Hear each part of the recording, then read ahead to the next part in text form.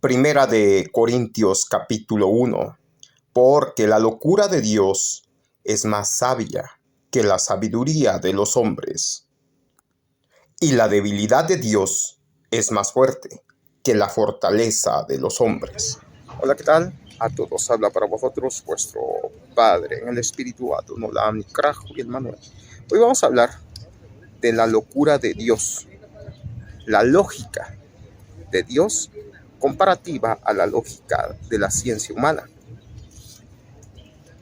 ¿Por qué motivo Dios, por ejemplo, mi yo superior, me manda a hacer cosas fuera de lo ordinario, fuera del contexto de la lógica humana?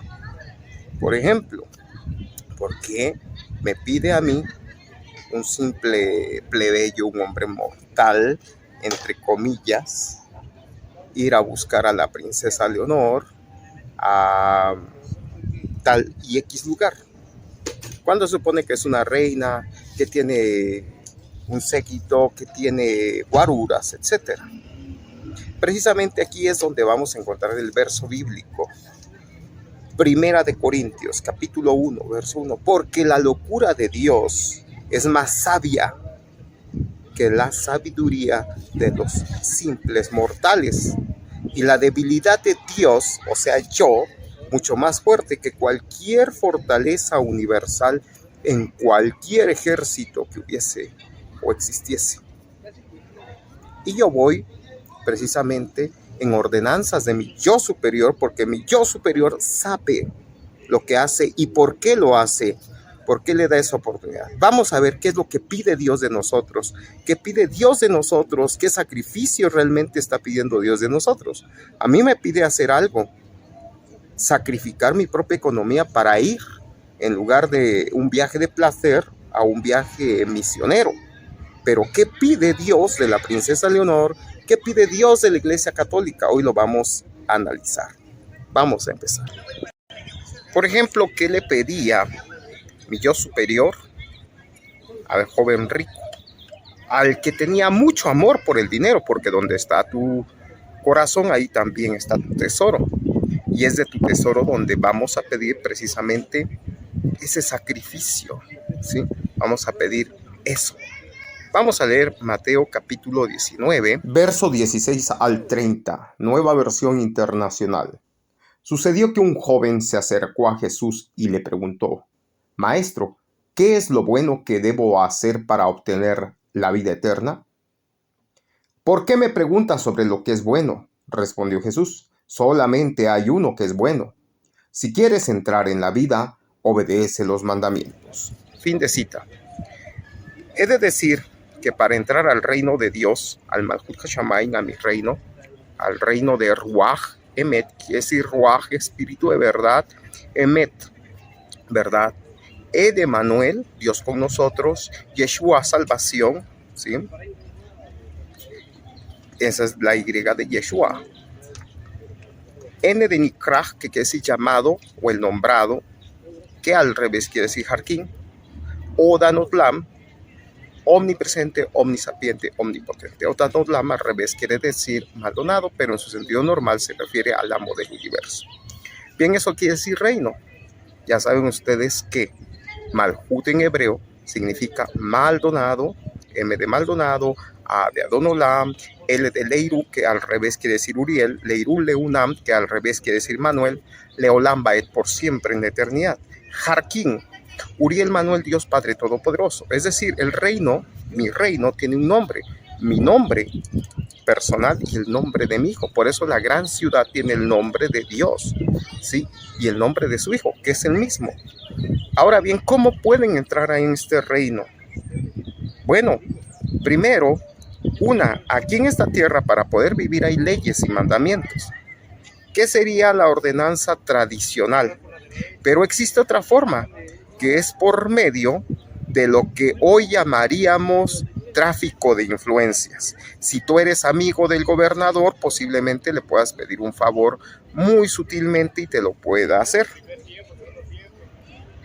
Hoy en esta moral pública a esto le llaman tráfico de influencias, pero en mi reino no se le llama tráfico de influencias, al contrario, se le llama ¿cómo creen que se le llama?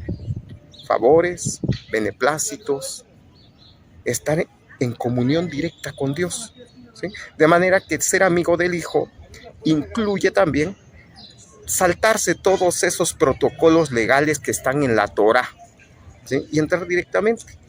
Pero si tú te haces enemigo, por ejemplo, de un gran servidor público, posiblemente ni la ley tradicional te pueda servir. De este mismo sentido, podríamos hablar que está instituido mi reino. Como es aquí abajo, también es allá arriba. Acuérdate que ya decía mi hijo Yeshua Nikar HaMashiach Oktanotlam, que hay que hacer de las riquezas impropias amigos también. Es decir, si por alguna circunstancia en la vida tú has fallado, con las mismas riquezas que son impropias, puedes ganar amigos. En la parábola del mayordomo infiel, Lucas 16, capítulo 1 al 9, habla que este hombre se dedicaba a cobrar las deudas de su amo. Algo así como si fuera un hacendado que recogía todos los créditos, los pagos de los créditos. Pero resultó que este hombre sacaba de las riquezas del amo precisamente las ganancias y terquiversaba. Cuando el amo se dio cuenta, dijo: a este ya no lo voy a necesitar, lo voy a correr. Bueno, lo que hizo este hombre, que era el que se encargaba de llevar las cuentas de su amo, precisamente es lo siguiente. Dijo: de todos modos ya perdí mi trabajo, el amo me va a correr y yo voy a perder todo, así que voy a perdonarle la deuda a cada uno de los deudores de mi amo y le voy a hacer cambios a las letras, precisamente pagarés, podríamos llamarlos hoy en día, pagarés, letras de cambio, y en lugar de que, por ejemplo, se acerca uno y le dice: ¿tú cuánto debes? Y pues pórrale y ponle 80. Y así se fue haciendo de amigos. ¿Qué quiere decir esto? Que así como también en el reino de aquí abajo se utilizan estas formas para poderse ganar amigos, también en el reino de los cielos puedes saltarte esas formas. Por eso es que aquí vamos a ver que dice: si tú quieres estar en el reino de Dios, en el reino de los cielos, sin necesidad de tráfico de influencias, cumple la Torah, cumple la ley, ¿sí? Y vamos a continuar, porque muchas personas, precisamente los judíos, son muy observadores, muy vigilantes de la Torah, y a ellos precisamente les parece impropio que por medio del Hijo se logre saltar todo esto de los 613 mitzvot, ¿sí? Y lo consideran precisamente un acto de corrupción, porque ellos están acostumbrados a cumplir, y si no a cumplir, pues a llevar cada punto a su límite, ¿no? Ahora sí, como dicen las personas, al fallo, ¿no? Pero aquí el joven quería acercarse de una manera muy poco ética. Vamos a ver. Y es ahí a donde vamos. Estábamos en el 17. A ver. Le decía entonces en el 17: obedece los mandamientos. Pero vamos al 18. ¿Cuáles? Pregunta el joven. Contestó Yeshua: no mates, no cometas adulterio, no robes, no presentes falso testimonio, honra a tu padre y a tu madre, ama a tu prójimo como a ti mismo. Contesta el joven en el capítulo 20, en el verso 20. Todo eso los he cumplido, dijo el joven. ¿Qué más falta? Jesús le respondió: si quieres ser perfecto, anda, ve, vende todo lo que tienes y dáselo a los pobres y tendrás tesoros en el cielo. Luego ven y sígueme. Fin de cita. Reflexión. Dios, su sabiduría, como decíamos hace un momento, es una locura total para nosotros. La locura de Dios es más sabia que cualquier sabiduría humana. Y lo que pide Dios realmente en sacrificio es aquello que más amamos, aquello donde está nuestro tesoro, nuestro corazón. Y el corazón de los amadores del dinero, pues es el dinero. ¿Y qué es lo que hay que sacrificar? Pues lo que amamos. Y aquí vemos precisamente, el joven rico realmente pudo sacrificar aquello que amaba, es decir, el dinero, para poder ser perfecto ante los ojos de Dios. La respuesta la vamos a encontrar en el verso 22. Cuando el joven oyó esto, se fue triste porque tenía muchas riquezas. 23. Les aseguro, comentó Yeshua Hanikra HaMashiach a sus discípulos, que es difícil para un rico entrar en el reino de los cielos. 24. De hecho, le resulta más fácil a un camello pasar por el ojo de una aguja que a un rico entrar en el reino. Reflexión. Hay muchos amadores del dinero que dicen que era más fácil que entrar un camello por el ojo de una aguja. Se refería a alguna de las puertas de Jerusalén, etc. Nada más fuera de contexto.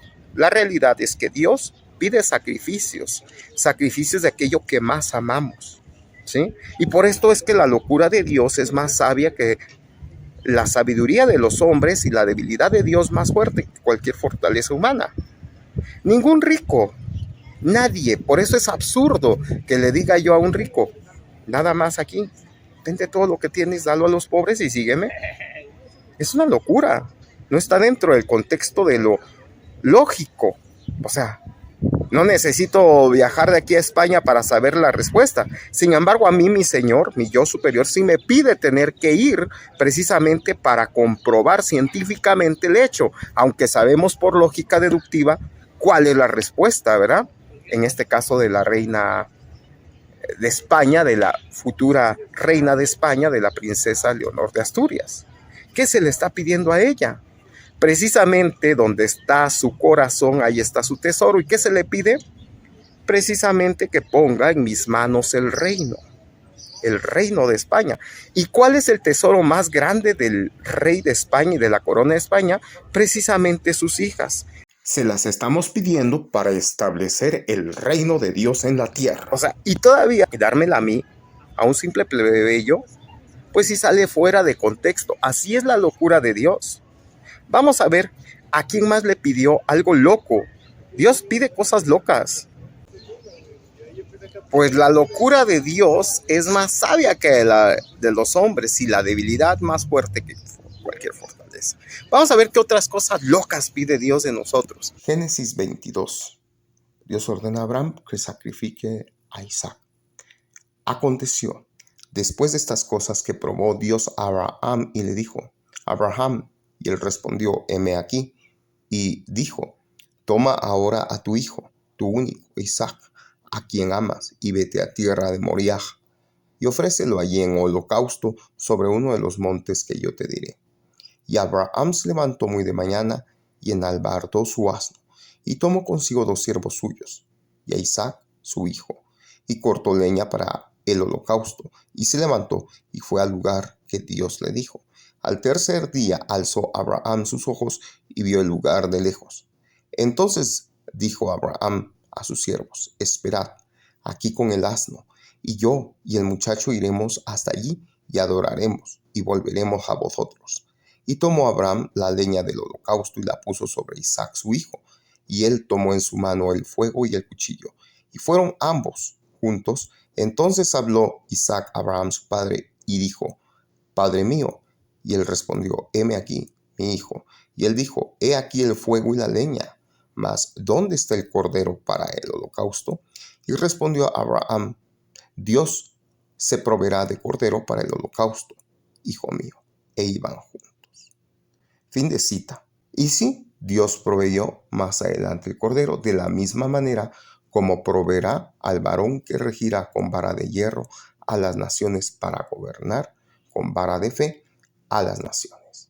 Pero mientras se le pide a la corona española, precisamente a las 2 hijas de los reyes actuales de España, pero no para muerte, sino para honrarlos. De esta misma manera, a la corona española se les está pidiendo, ¿sí?, a sus 2 hijas y a la primera que va a ser reina, algo así como un sacrificio para que sea mi esposa, de un gentil y no español, sino mexicano.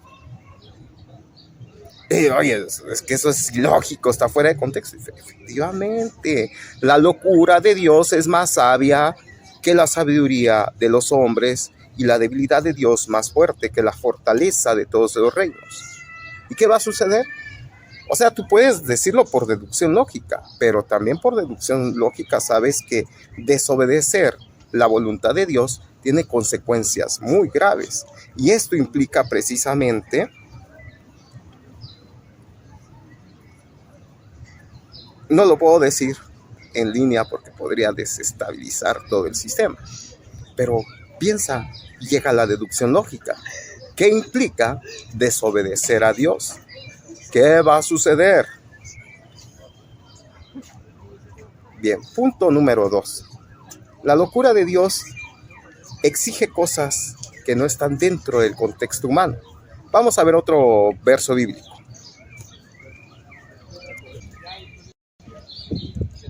Ahora vamos a hablar de otros sacrificios. Recuerden, donde está su tesoro, ahí está su corazón. Y Dios, cuando pide un sacrificio, pide sacrificio de aquello que más amas, ¿sí? Vamos a hablar de Jueces capítulo 11, verso 34, la hija de Jefté. Precisamente aquí los judíos dicen que Dios no pudo haber aceptado el sacrificio de Yeshua Nikrah HaMashiach Otanotlam, es decir, Jesucristo, porque Dios no acepta sacrificios humanos. Sin embargo, en el libro de Jueces, capítulo 11, vemos que la hija de Jefté, a diferencia precisamente de Isaac, sí fue sacrificada en honor del Dios de la Biblia. Vamos a leerlo precisamente aquí, en el capítulo 11 de Jueces, donde Dios sí acepta sacrificios humanos, aun cuando los judíos quieran decir lo contrario. ¿Vale? Vamos a leerlo. Jueces capítulo 11, verso 34. Cuando Jefté llegó a su casa en Mizpah, he aquí, su hija salió a recibirlo con panderos y con danzas. Ella era su única hija. Fuera de ella, no tenía hija.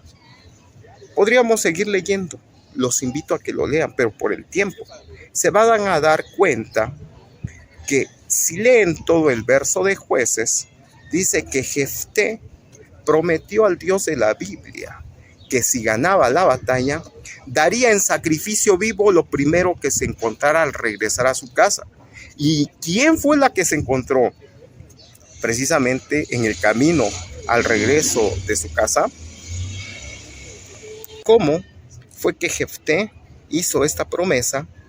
Y cómo Jefté se vio obligado a sacrificar a su propia hija por una promesa, porque una promesa ante Dios se tiene que cumplir a como el lugar. Aunque los judíos quieren tergiversar esta idea de que no, de que la hija de Jefté no fue sacrificada, sino que la apartaron, así como hoy en día, por ejemplo, se apartan las monjitas en su virginidad. No es cierto eso, realmente sí. Si leemos todo el texto bíblico de principio a fin, vamos a entender que Jefté tuvo que sacrificar físicamente a su hija. Por lo tanto, el Dios de la Biblia sí acepta sacrificios humanos. Y es de esta manera como el sacrificio de Jesús es aceptado precisamente como holocausto. Y punto final. No hay nada más que discutir, ¿sí? A ese punto. ¿Qué quiere decir? Que donde está nuestro tesoro, ahí está nuestro corazón. Y si realmente hay algo que podamos entregar en sacrificio, es precisamente nuestros tesoros. ¿Qué se le pidió precisamente en este 2025 a la Iglesia Católica como sacrificio? No se le pidió dinero, no se le pidió otra cosa, sino precisamente que me ungieran como Papa, ¿sí? A mí, al Espíritu Santo hecho hombre, al Dios vivo. Obviamente, yo nunca he hecho una misa, yo nunca pasé por los seminarios teológicos de la Iglesia Católica y sin embargo el Espíritu Santo, Dios mismo me llevó a decirle, ¿sabes qué? En esta ocasión, después del deceso de Francisco, te toca a ti llevar el báculo precisamente de la Iglesia Católica. ¿Y qué pasó? Bueno, se supone que el día 7 de mayo debió de haberse electo el Papa, este Papa. Pero ¿qué pasó? La corrupción de los Estados Unidos y los intereses de otros países llevaron a que eligieran a un papa americano, un papa norteamericano. ¿Qué tenía que ver precisamente con Perú? Vayan viendo cómo se conectan las cosas. Yo fui a Perú. Estando en Perú muere el Papa Francisco y ahora resulta que precisamente un papa con ascendencia estadounidense y maternidad peruana es el que queda, nada más así.